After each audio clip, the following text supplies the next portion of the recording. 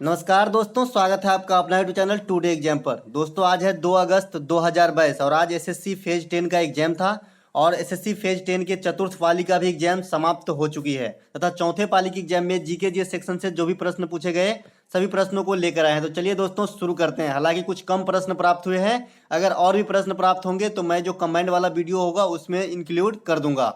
दोस्तों एक प्रश्न आया था, प्रधानमंत्री किसान समृद्धि योजना कितने समय से चलाए जा रहे हैं, यानी ये योजना चल चल चल के अब तक कितने समय हो गए, इस प्रकार का क्वेश्चन पूछा गया था। तो 3 वर्ष हो गए हैं, क्योंकि इस योजना की शुरुआत जो है प्रधानमंत्री किसान समृद्धि योजना की शुरुआत फरवरी 2019 में किया गया था। तो यहाँ पे 3 वर्ष राइट आंसर करके आना था। दोस्तों मैं आज ज़्यादा एक्सप्लेन नहीं कर पाऊंगा, मैं घर से बाहर हूं और क्वेश्चन ज़्यादा प्राप्त करने की कोशिश भी नहीं कर सकता क्योंकि तो मैं थोड़ा बिजी हूं। एक दूसरा प्रश्न आया दोस्तों कि वर्तमान समय में आंध्र प्रदेश के मुख्यमंत्री कौन है। दोस्तों आंध्र प्रदेश के मुख्यमंत्री जो है ये है जगनमोहन रेड्डी। जगनमोहन रेड्डी जो है वर्तमान में आंध्र प्रदेश के मुख्यमंत्री है। वहीं बात करें राज्यपाल कौन है जो पूछ सकता है, तो विश्वभूषण हरिश्चंद्रन जो है वर्तमान में आंध्र प्रदेश के राज्यपाल है और इसे ही अभी कलिंग अवार्ड दिया गया था। कलिंग अवार्ड जो है इन्हें ही दिया गया था, विश्वभूषण हरिश्चंद्रन को, उड़ीसा सरकार के द्वारा। तो आपको ये बात भी ध्यान रखना है। एक प्रश्न आया था, निम्नलिखित में से कौन एक प्रसिद्ध बांसुरी वादक है। रिपीट किया हुआ प्रश्न, काफी सिंपल सा प्रश्न पूछा गया था कि बांसुरी वादक इनमें से कौन है। तो बांसुरी वादक उसमें ऑप्शन में एक हरिप्रसाद चौरसिया दिया गया था जो काफी फेमस है। तो यहाँ पर हरिप्रसाद चौरसिया राइट आंसर करके आना था। बात करें पन्नालाल घोष भी जो एक महत्वपूर्ण मतलब फेमस बांसुरी वादक हैं। एक प्रश्न आया था कि मौर्य काल में मेगास्थनीज किसके साथ भारत आया था। दोस्तों जैसा कि सबको जानते हैं कि मेगास्थनीज जो है सेल्यूकस निकेटर का राजदूत था और सेल्यूकस निकेटर कहाँ के शासक थे, तो यूनानी शासक थे।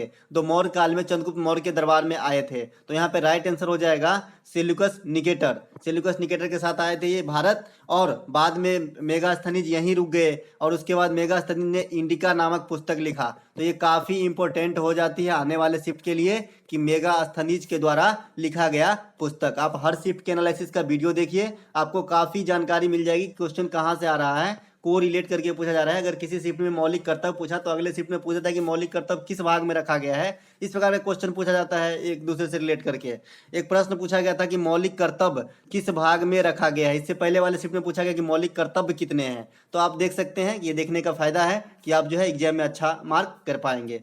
तो मौलिक कर्तव्य जो है इसे भाग जो है 4 में रखा गया है, आर्टिकल 51 के क में रखा गया है। तो आपको ये बात भी ध्यान रखना है। साथ ही साथ फिर से एक बार चर्चा कर लेते हैं। मौलिक कर्तव्य रूस के संविधान से लिया गया है जो वर्तमान में 11 है और अनुच्छेद 51 के ए में रखा गया है।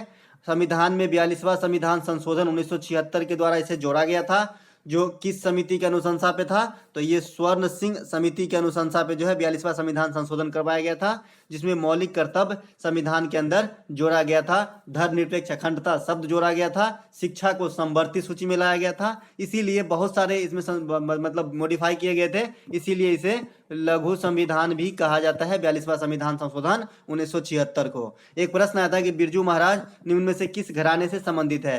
दोस्तों बिरजू महाराज जो है ये कत्थक घराने से संबंधित है। बात करें इनका ओरिजिन कहाँ से है, तो लखनऊ से। कहाँ से, लखनऊ। लखनऊ को नवाबों का शहर भी कहा जाता है, उत्तर प्रदेश की राजधानी है। तो यहीं से बिलोंग करते थे बिरजू महाराज, जिनका हाल ही में निधन हो गया। और बिरजू महाराज किससे संबंधित है, कत्थक नृत्य से भी संबंधित है। अब बात करें कत्थक नृत्य कहाँ से है, तो उत्तर भारत के प्रमुख नृत्य है कत्थक नृत्य। पंडित बिरजू महाराज का मूल नाम क्या था, तो बृजमोहन मिश्रा जो है इनका मूल नाम था। तो आपको ये बात भी ध्यान रखना है।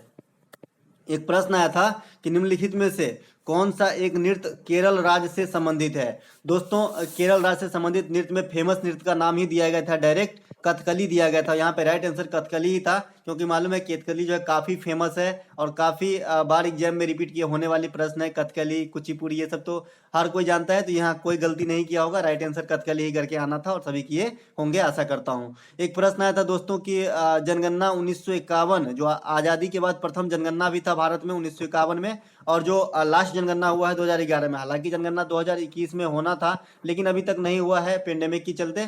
तो अभी लास्ट जनगणना जो हुआ है 2011 में हुआ है, पहला जनगणना आज़ादी के बाद 1951 में हुआ है। तो प्रश्न आया था कि इन दोनों जनगणना में लिंगानुपात में क्या अंतर आया है, इस प्रकार का प्रश्न आया था। काफी गूढ़ प्रश्न था। इसको बनाने के लिए जो है काफी नॉलेज चाहिए। पहले वाले का भी लिंगानुपात, अगर आपने सेकेंड शिफ्ट का एनालिसिस देखा होगा तो उसमें 1951 में लिंगानुपात पूछा था, तो वहां पे मैंने बताया था कि 1951 लिंगानुपात जो है 946 था। कितना? 946। और वर्तमान में कितने हैं लिंगानुपात? 943। तो यहाँ पे 3 की जो है अंतर आ गई है। तो इस प्रकार के प्रश्नों का आंसर देना था। दोस्तों आशा करते हैं, साथ ही साथ जनगणना से थोड़ा और नॉलेज ले लीजिए। जनगणना की शुरुआत भारत में सबसे पहले कब होती है?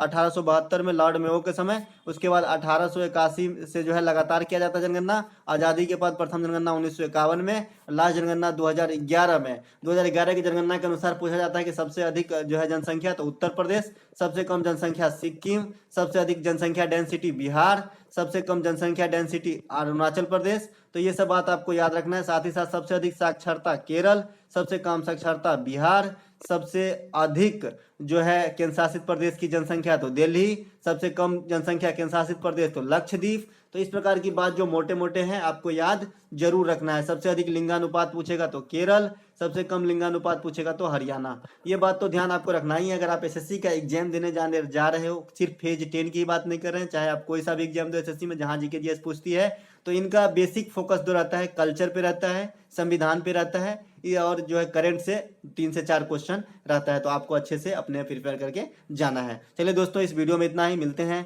कल एक नए वीडियो के साथ। तब तक के लिए जय हिंद।